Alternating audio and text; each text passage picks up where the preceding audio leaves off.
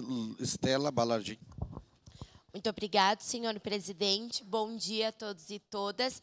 Gostaria de, em primeiro lugar, parabenizar o vereador Daniel Santos pela proposição desse projeto e gostaria também de parabenizar todos os estudantes e a comunidade escolar por ter a iniciativa de promover algo tão importante, não só para o estudo, mas para a cultura, para a história da nossa cidade, fazendo esse festival que traz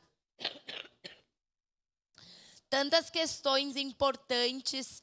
Então, de fato, é muito importante que a gente tenha isso definido no nosso calendário, inclusive para que cada vez mais a gente veja isso sendo incentivado em diversas outras escolas.